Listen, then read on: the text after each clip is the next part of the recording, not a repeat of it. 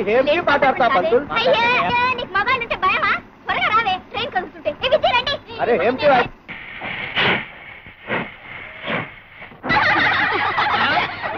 ఆడపిల్లలంతా ఇలా దండయాత్ర వచ్చారు? ఏమండి శెట్టి గారు, దండయాత్ర కాదు, ఎక్స్కర్షన్ కి వెళ్తున్నావు గానీ లేడీస్ ఫస్ట్ అన్నారు. త్వరగా లేచిపోండి. ఏమిటి పవిత్రంగా తిరుపతి పెడుతున్నారు? త్వరగా ఉండండి. అయినా ముందొచ్చింది మేము. ముందొచ్చిన చెవుల కన్నా వెనకొచ్చిన కొమ్ములు వాడి కనుక పంతులు గారు లేచిపోవాలి. ఓం కేశవాన్యమః, ఓం గోవిందాన్యమః, ఓం పంతులాన్యమః. లేచిపోవాలి. ఏమిటి బేటి, మాకి సీటీ మీకు ఇచ్చి మేము ఎక్కడ కూకోవాలి? ఏమిటి న్యాయం? పాకి కీకి కాదు, మీరు పాకి పాకి పోకపోతే పీకి గడ్డం పీకి పీకి పెడతాం. అరే అలా ఎంత కష్టం వచ్చింది మాకు. ఏడుకొండలవాడా వెంకటరమణ, ఈ కంపార్ట్మెంట్ మారకపోతే నాకు మనశ్శాంతి ఉండేలా లేదు. కాదరబాయ్, పక్క స్టేషన్ లో కంపార్ట్మెంట్ మారిపోదాం. ఏడుకొండలవాడా వెంకటరమణ, రాక్షస పిల్లలు. అరే అలా ఏమి పిల్లలు? వీళ్ళు దెయ్యంకి పిల్లలు. పంచుడు పోతుంది, గట్టి పట్టుకో.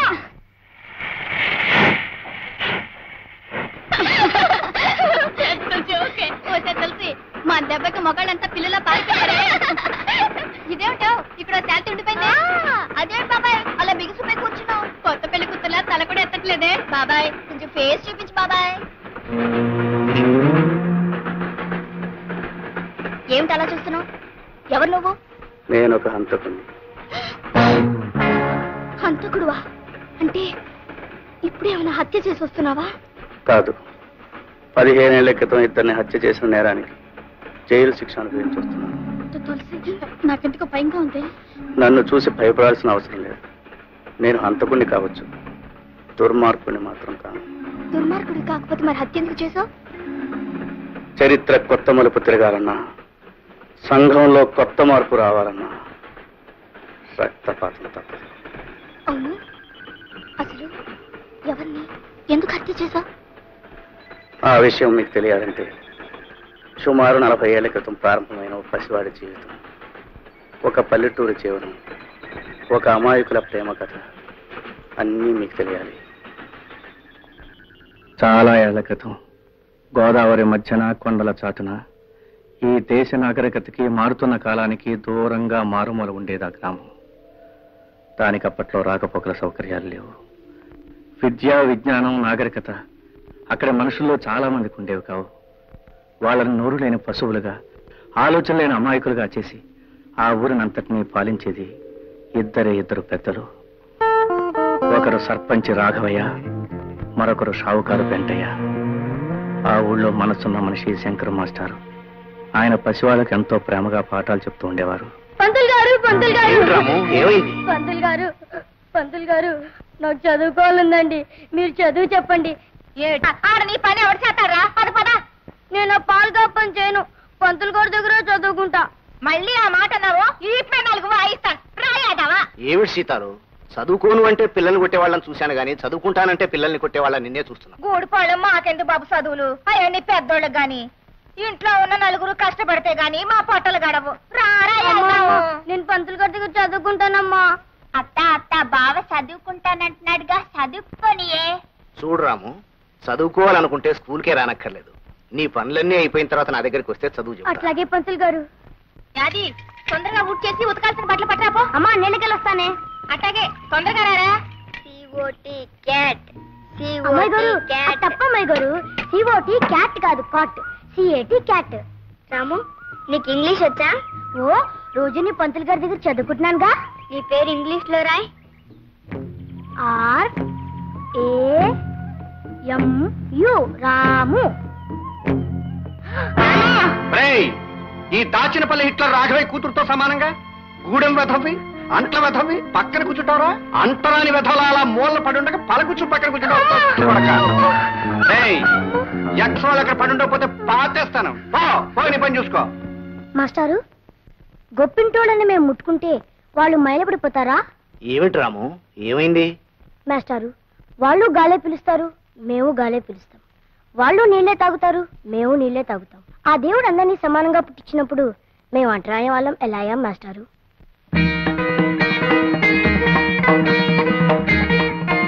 చెప్పండి మాస్టారు, మేము అంటరాని వాళ్ళం ఎలా అయ్యాం? ఏళ్లు గడిచినా ఇది సమాధానం లేని ప్రశ్నగానే మిగిలిపోయింది బాబు. దేవుడు మనిషిని పుట్టించాడు, ఆ మనుషులే ఈ తేడాల్ని సృష్టించారు.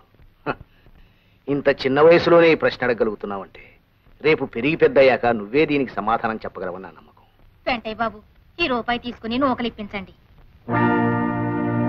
పాత బాకీ కింద జమ కట్టేశాను, మళ్ళీ డబ్బులు తెత్తేనే నూకలు.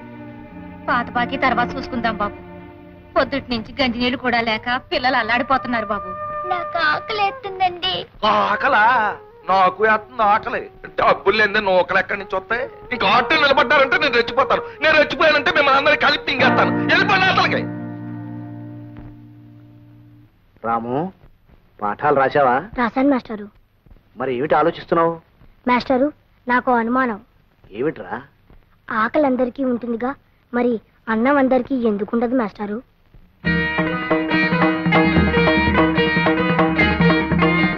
చెప్పండి మాస్టారు. అదే, అది దైవ నిర్ణయం బాబు. ఇదిగో బావా మొదటి ముద్ద. ఇదిగో తిని బావా. అది ఇవాళ ఆదివారం కదా, మాస్టర్ గారి దగ్గరికి వెళ్ళి కొత్త పాఠం చెప్పించుకొస్తాను. అప్పుడు తా గొడవలు చూస్తుండే. అట్టకి బావా.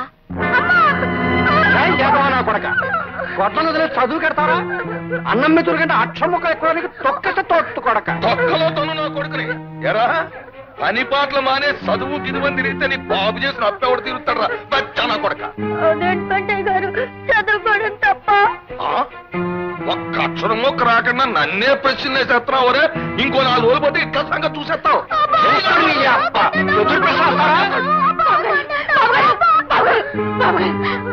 కొట్టకండి, మీ కాళ్ళు కొట్టడం కాదే, మళ్ళీ చదువు గిదువు అన్నాడంటే ఆడికి నా చేతుల్లో చావే. బాబు గారు, నా బిడ్డని కొట్టని బాధనట్టు బాధేశారు బాబు గారు. మాస్టారు, నేను పని చేయలేదని కొడితే నాకు బాధ ఉండేది కాదు మాస్టారు. నేను చదువుకుంటున్నాను కొట్టారు మాస్టారు. నేను పని చేయడం తప్ప చదువుకోకూడదా మాస్టారు?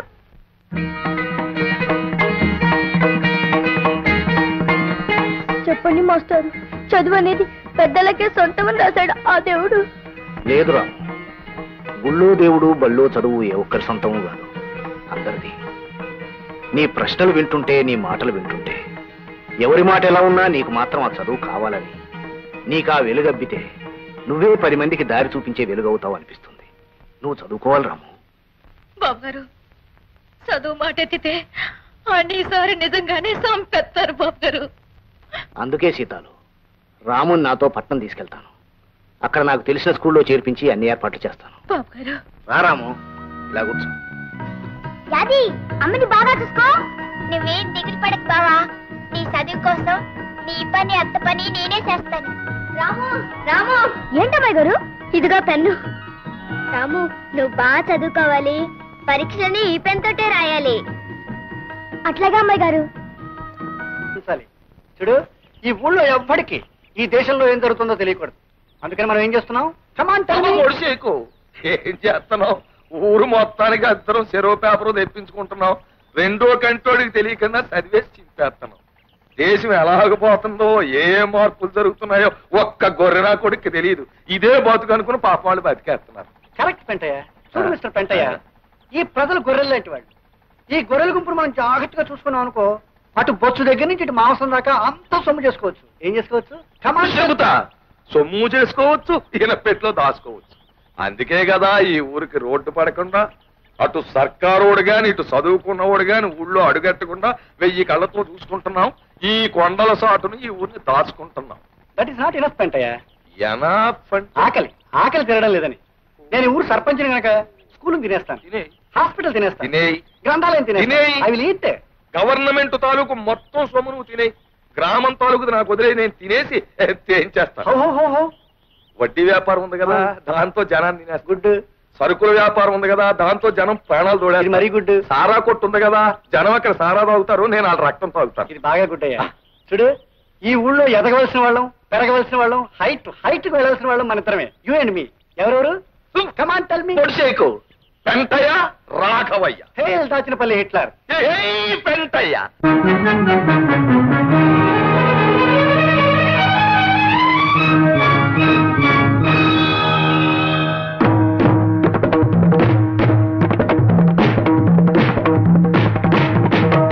కాదు, చీరలో. అలాగే మిస్టర్ పెంటయ్య, 15 ఏళ్ల క్రితం ఇదే డాబా మీద నేను ఏమిటన్నాను? ఎదగాల్సింది పెరగాల్సింది హైట్స్ కి వెళ్లాల్సింది యూ అండ్ మీ అన్నా ఇప్పుడు యూ అండ్ మీ అన్నా ఆనాడు ఆ హిట్లర్ ప్రపంచాన్ని గజగజలాడించి తన గుప్పెట్లో పెట్టుకున్నాడు. ఈనాడు ఈ హిట్లర్ రాఘవయ్య దాచినపల్లిని గజగజలాడించి తన గుప్పెట్లో పెట్టుకున్నాడు. కరెక్టే. ఊళ్ళో ఉన్న ఎర్రిగోర్లన్నీ మన చేతుల్లో బక్క సిక్కిపోయాయి. మనం మాత్రం బ్రహ్మాండంగా పలిసిపోయాం. అండర్స్టాండ్. అవి మంచం మీద పొరు పట్టుకొచ్చానండి. సొమ్ములు అడిగి పరు పెట్టరా? అప్పుడు లేదండి, ఇది మా గూడెం పరుపు అండి. గిద్దెడి గింజలు కొలితే చాలు దీనికి. ఏరోయ్ గూడెం పరుపు అంటున్నావు, ఉప్పు చేపల వాసన కొట్టేకెళ్దేమో. ఓ పని చేయి, దాన్ని తీసుకెళ్లి సోపుతో శుభ్రంగా స్నానం చేయించి మంచం మీద ఎట్టు. ఏట్రా అండర్స్టాండా? స్టాండేనండి. అయ్యారా రాఘవయ్య, ఈ ఊళ్ళో మనం ఎలాంటి అదవ పని చేసినా అడిగే నాదుడు లేడు. సి మిస్టర్ పెంటయ్య, ఎదురు అడిగేవాడే కాదు, ఈ హిట్లర్ రాఘవయ్య సర్పంచ్గా ఉన్నంత కాలం ఎదురు తిరిగేవాడు లేడు, ఎదురు చెప్పేవాడు లేడు.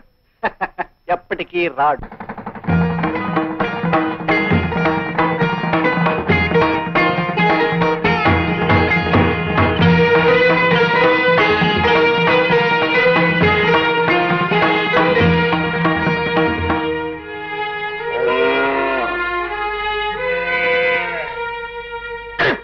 ఇదిగో మొండ ఆట నాటి బెలబెలబెలబెలబెలే కారణం గారు ఆట కొట్టేశారు. మునసం గారు మీ అన్ని 10 వేసుకో.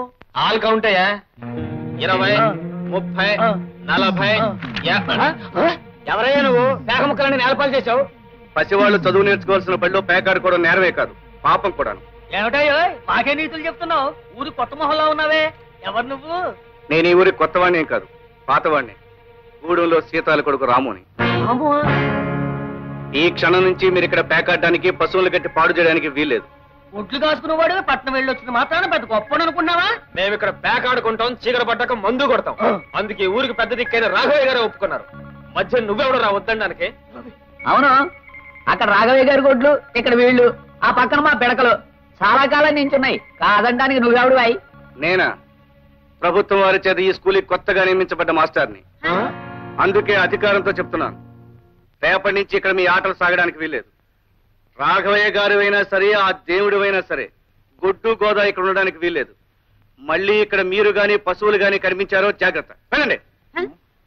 ఎంత పంతులైతే మాత్రం రండి రాఘవ గారితో చెప్దాం. వాట్ వాట్ వాట్ ఏం కారణం? ఆ రావుడు గారు మిమ్మల్ని నానా మాట్లాడతాడా? ఈ ఇట్లా రాఘవయ్య గొడ్లని అక్కడ కట్టకూడదని కారు కుట్టలకు వస్తాడా? డామిట్. మీ గొడ్లనే కాదండి నానా, మన పిడకల గొప్పలు కూడా అక్కడ ఉండడానికి వీల్లేదన్నాడు. అంటాడు. అసలు ఇంతకీ వాళ్ళమ్మ మీ ఇంట్లో పాసి పని చేస్తూ బతికే మనిషిని మర్చిపోయి ఉంటాడు. అసలు దీనికి గడ్డడితే ఆడి బుద్ధి వస్తుంది. ఏమే సీతాలు, నీ కొడుకు కళ్ళు నెత్తినెట్టుకుని ఊళ్ళో దిగేట? ఏడు బాబు, మా రావుడు వచ్చాడా? లస్కోరా లస్కో, మా బావ వచ్చాడా? వాడు వచ్చాడు, వాడి కొమ్ములు వచ్చాయి. ఏమే మీకింత గంజి పోసి మెతుకులు వేసే నన్ను నానా మాటలు అంటాడే? చూడు, వాడు ఇంకా అలాగే ఉంటే మీరంతా అడుక్కు తినిపోతారు. ఈ హిట్లర్ రాఘవే చెప్పు కింద నల్లులో నలిగిపోతారు. జాగ్రత్త. ఈ రాము కంఠంలో ప్రాణం ఉండగా వాళ్ళకి ఇక ఏనాడు పట్టదు రాఘవయ్య గారు. అమ్మా చూపు ఎక్కడ పడి అది అమ్మా నువ్వు ఇంటికెళ్ళి అది అమ్మని ఇంటికి తీసుకెళ్ళి. రేపటి నుంచి ఇక్కడ గుడ్డు చాకరీ చేయడానికి మీరు రావట్లేదు. వెళ్ళండి. ఆగండి. అలాగా ఏంటి పనులు చేయక్కర్లేదా? ఏటో పెద్ద పెద్ద ప్రతిపాదనలు తీర్మానాలు చేసేస్తున్నావు. మరి పనులు చేయకపోతే సత్యం నీ బాబు ఈ రాఘవయ్య గారి దగ్గర తీసుకున్న అప్పు ఎవడు తీరుస్తాడ్రా? ఎవడు తీరుస్తాడ్రా నీ బాబు చేసిన అప్పు? అప్పు చేసిన 1000 రూపాయల అప్పుకి జీవితాంతం మా నాన్న మీ పొలంలో పనిచేశాడు. ఆ తర్వాత ఇన్నేళ్లు మా అమ్మ చెమటోటి శ్రమ పడింది. పసితనంలో నేను ఒళ్ళొంచి పనిచేశాను. చిన్నప్పటి నుంచి ఇప్పటి వరకు మా యాది రక్తం ధారపోసి ఇంటి చాకరీ చేసింది. ఇంకా మీ అప్పు తీరలేదంటారా? చదువు రాదు, జ్ఞానం లేదు, తలెత్తరు, ఎదురు చెప్పరు అని బ్రతుకంతా బానిసలుగానే ఉంచుదాం అనుకుంటున్నారా? రాఘవయ్య గారు, వయసు మళ్ళినా మా నాన్న చేసిన సేవకి కిరాయి కట్టండి. అనారోగ్యంతో కూడా మా అమ్మ పడ్డ శ్రమకి విలువ కట్టండి. ఆకలి గడుపుతో మా యాది చేసిన పనికి ఖరీదు కట్టండి. అవన్నీ లెక్కలు వేయండి. మీరు నెల నెలా తిండి గింజలకిచ్చిన ఖరీదు మినాయించుకోండి. మీ అప్పు వడ్డీతో సహా ఏనాడో తీరిపోయి ఉంటుంది. ఏమంటారు? కాగితం మీద లెక్కలు వేసి చూపించమంటారా? చూడండి రాఘవయ్య గారు, బాకీ తీరిపోవడమే కాదు, మీరే మాకు రుణపడి ఉంటారు. ఆ రుణం తెచ్చమని మేము అనం. అది జాలితో దయతో మేము మీకు చేసిన సహాయం అనుకుంటాం. వెళ్ళొస్తాం. గ్రేట్ రాము, నువ్వు ది గ్రేట్ రా. ఒరే, గోచిగుడ్డతో గొడ్లు కాచుకునే కుర్రపెనుగువి. అబ్బా, వాళ్ళకి ఎంతో ఎంతో గర్వంగా ఉందిరా. సీతాలు, బంగారం బంగారం లాంటి కొడుకుని కన్నావే. అసలు ఇలాంటి కొడుకుని కన్నా అదృష్టం మాటలు చెప్పలేనే. ఒరే రాము, మీ అమ్మని యాదిని 2 కళ్ళల్లాగా చూసుకుంటూ దర్జాగా గర్వంగా బతికేరా. వెళ్ళరా, తీసుకెళ్ళమని. దండాలు బాబు గారు. మీరు దండం పెట్టకూడదే, నేనే మీకు దండం